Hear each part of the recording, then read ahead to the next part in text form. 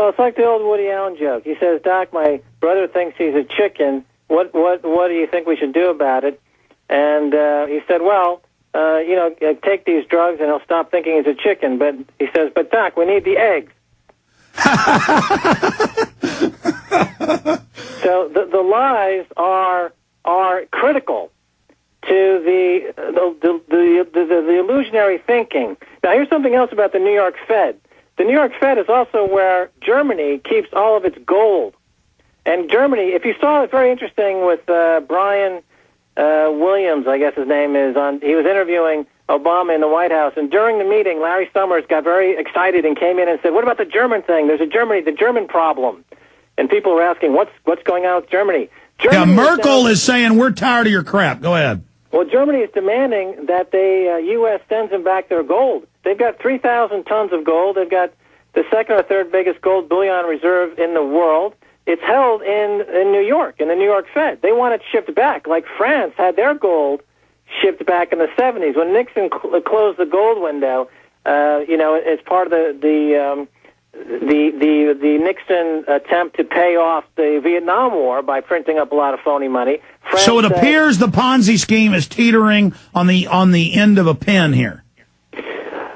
That's what Germany is sensing, and they want their gold bullion back. And if that's so, then it's less of a reserve that you can count in your accounting model. So that's why I say, going forward, you're going to have more accounting fraud, more accounting tricks. If you look at this story from Bloomberg today, creators of financial products have been running ahead of the law for many years.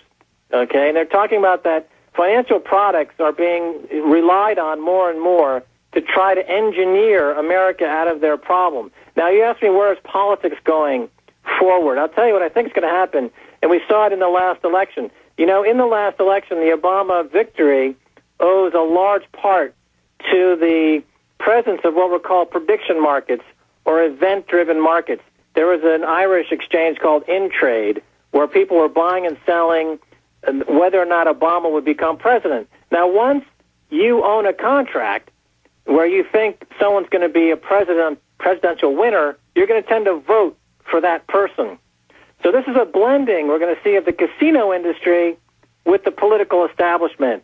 And going forward, more and more people are going to be taking speculative bets vis-a-vis these online betting exchanges and prediction markets. And I know these pretty well because I invented as you pointed out at the top of the show, I invented the technology for virtual betting that went into the Hollywood Stock Exchange. And then Cantor Fitzgerald bought that company, and they moved it, in fact, to the top floor of the World Trade Towers just a few months before 9/11, which is how I know that there were brokers working in the towers buying puts on airlines based on the rumor of a plane exploding.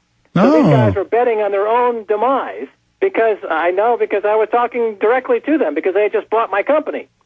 But anyway, so these virtual bets and virtual trading platforms are going to be more of a factor in elections going forward.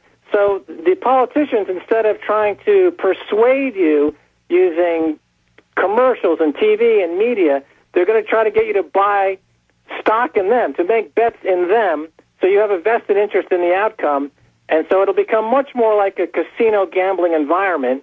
And and people, as they lose their job and as wages continue to erode, there's going to be more people who are going to try to make their living in gambling. And gambling is going to become a lot more sophisticated. You're going to see online gambling become legalized in America because it's going to be a source of huge revenue. And many people are going to become more professional gamblers to replace their manufacturing. All right, let me jobs. stop you, Max. So where you're going with this is, and I agree, they're admitting this is where they're going. All the fiat gambling, made up crap, toxic derivatives, certified paper, all of these scams that got us into this. They're saying the answer is diving completely into it and letting the false casino economy literally take over all of society to where it's just gambling world with nothing but prostitutes and corrupt police and fat cats gambling everywhere and bureaucrats ruling over the farms and ranches with those people literally as slaves. producing food for them, and then soon they'll become delusional and make people eat scraps of derivative paper that symbolize eggs. I mean, we're just entering into a vortex of mass delusion.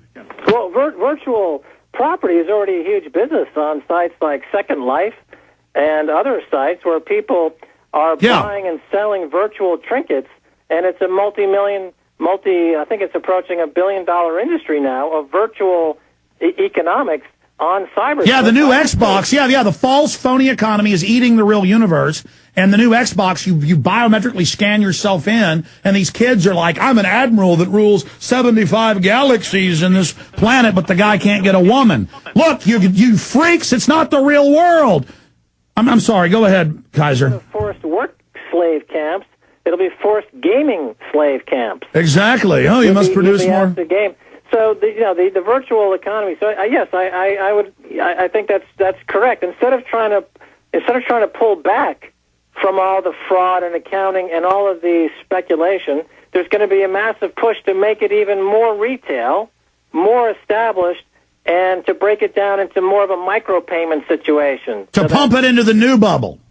The new bubble is going to be driven by the micropayment schemes. Anybody with the micro loans, getting everybody into loan sharking bubbles, and then selling the loan shark derivatives.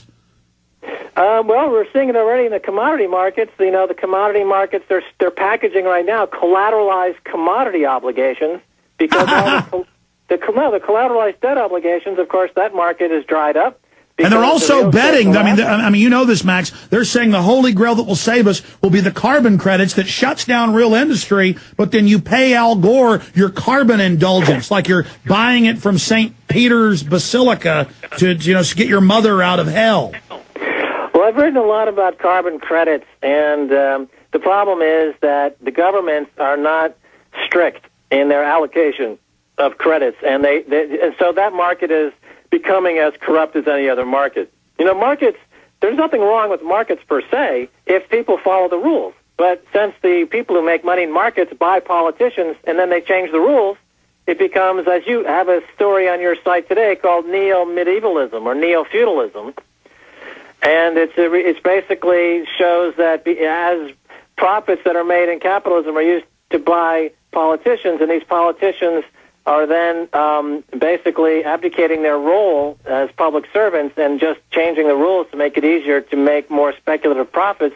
You go back to this medieval period of gated cities and walled cities where people are serving up the gambling trinkets through the Internet, and everyone else is kind of living in a no-man land, virtual wasteland. And that you see that kind of happening right now, and you see it happening with these huge gaming establishments, and I think the big story in the next year, as the economy continues to shrink, is that the online gambling is going to be passed in America, and that's going to open the door to just a Pandora's box of an incredibly a whole other, as you point out, as you say, that's going to be the next bubble. I tell you, this is going to end. The governments are still investing even more in the stock market now that it's unstable, and they're literally write us tickets on the street and then take the money and invest it in stock markets. And so I guess it's just going to be the sheriff's going to be shaking the coins out of our pockets so he can go stick it in the slot machine of Wall Street. Well, as you mentioned that on my show, which by the way is on MaxKeiser.com, my interview with Alex Jones.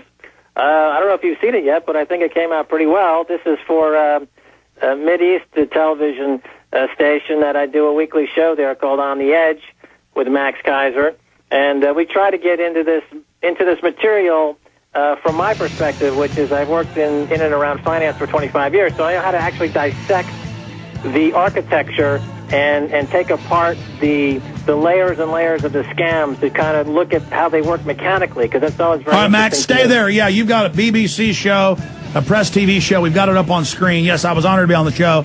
And we talked about how 10% of Texans and growing have warrants out for us. Yes, stay there. And we'll be right back and talk about that. Everything we said came true. Everything we've done has been right. Folks, they are giving us a new national symbol. You may not have heard this. We're going to be showing it live at prisonplanet.tv. the White House made the announcement just a few minutes ago. There it is from whitehouse.gov. There is the new national symbol, no longer an eagle, but it is a all-powerful hand, interdimensional, greedy, control freak hand, shaking down a taxpayer with all of the money and change falling out of his pockets.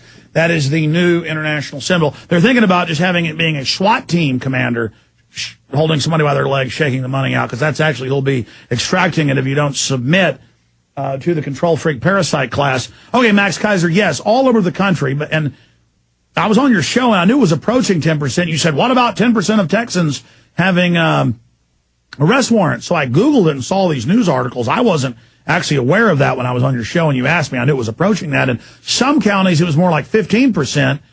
And they're now giving you tickets for 1 mile over the speed limit in many areas. They admit they're going to do all their budget shortfalls